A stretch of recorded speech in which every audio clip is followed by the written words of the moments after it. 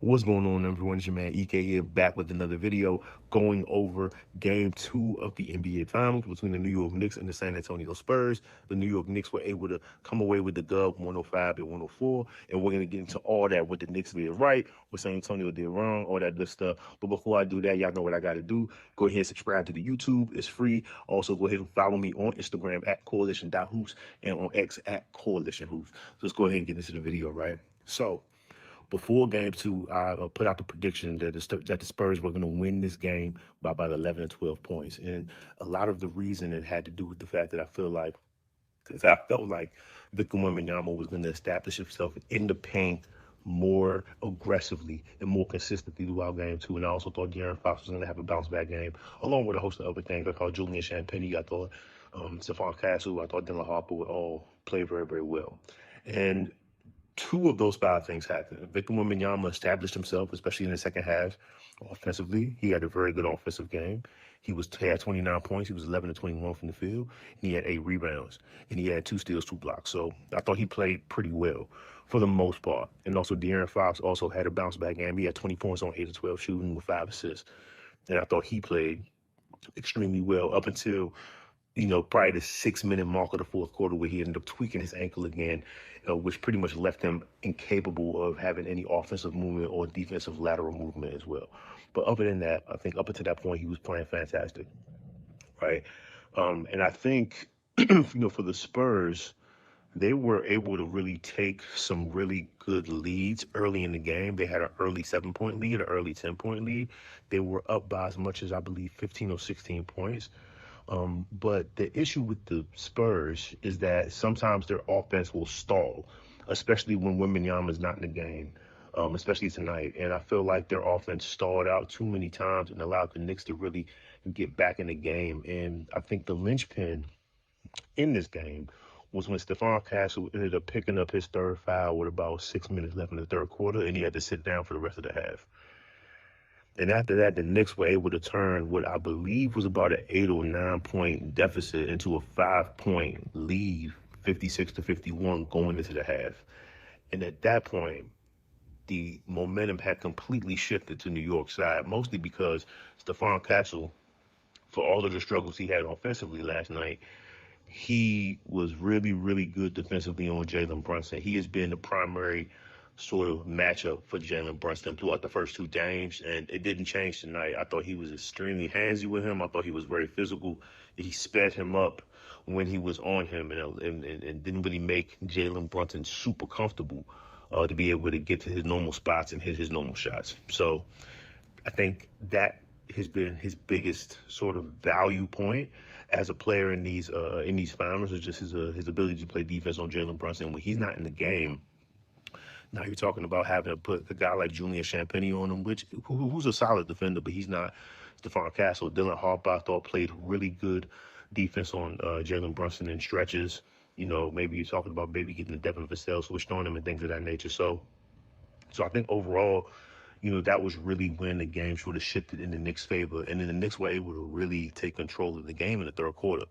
They pretty much held the lead the entire third quarter and most of the fourth up until about the 6 minute mark of the fourth. But throughout the entire third quarter, they were able to really, really continue to establish themselves. And I think a lot of that had to do with Karl-Anthony Towns playing absolutely incredible last night. He had 21 points. He had 12 rebounds. I believe he was 8 of 12 from the field, and he hit 3 threes. He was 3 of 5 from the 3 point line.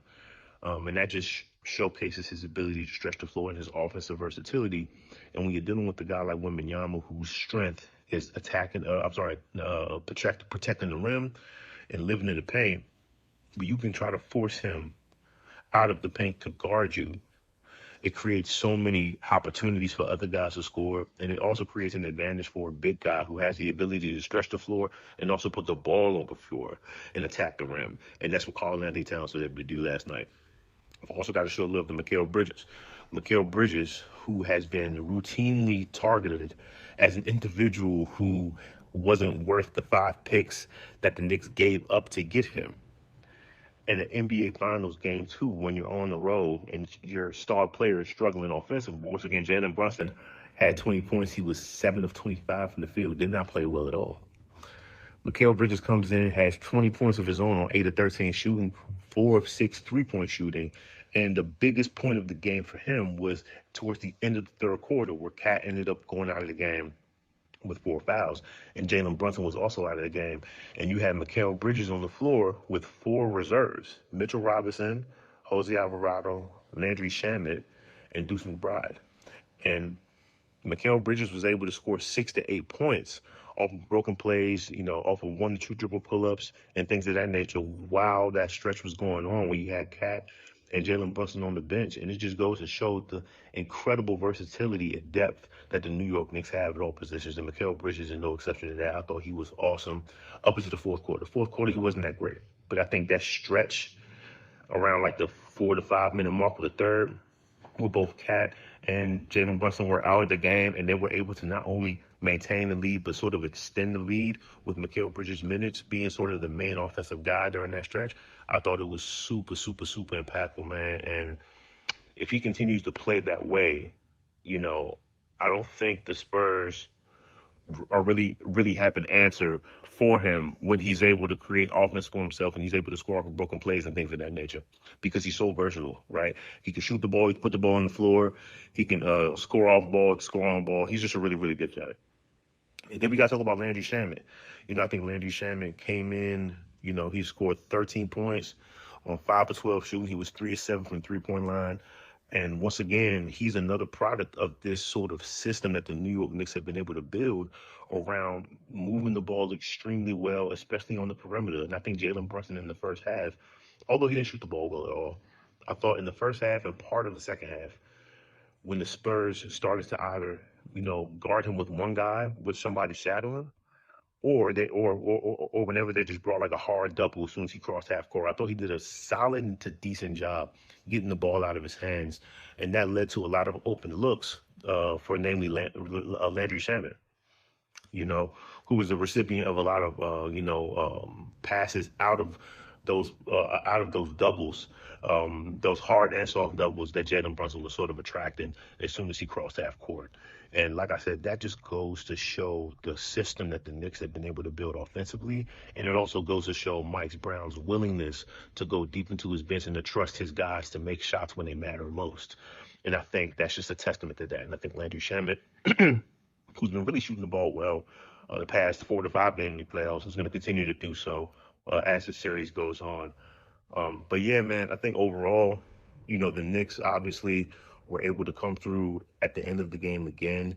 We talk about how Jalen Brunson had a really, really bad game, but he did end up hitting that extremely tough one-legged sort of fall-away jumper over Devin Vassell at the top of the game at 104. The Spurs weren't able to convert when it went back down on offense.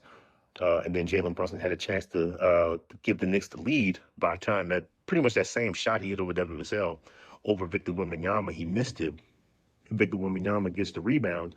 Instead of calling a timeout, he dribbles the ball up the floor, tries to advance the ball, passes it to, I believe, Stephon Castle, who either wasn't paying attention or just wasn't ready for it. And Jalen Brunson has the defensive wherewithal to jump in front of that pass, steal it, get fouled, and split the pair of free throws to give them a 105-104 victory. So overall, I think the Knicks were able to show a lot of gumption and a lot of character in the clutch, especially because, they had a 14-point lead, sometime in the fourth quarter, and that was at risk of being blown because they weren't really able to create any positive offense for the last 5 to 6 minutes of the fourth quarter. But like I said, Jalen Brunson, he didn't play well. He was really, really bad.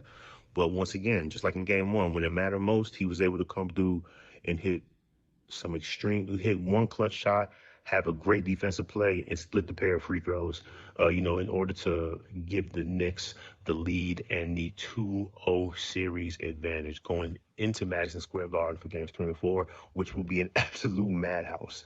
You know what I mean? But, yeah, man, I think the Spurs are in trouble now. Victor Wembanyama was solid tonight. I think the one thing he could probably fix are his turnovers and his rebounding. But overall, I thought he was solid, man. But listen, we'll see you guys for game 3 and 4 in MSG. Once again, go ahead and subscribe to the YouTube. Follow me on IG at Coalition.Hoops. Follow me on X at Coalition Hoops. Y'all take it easy.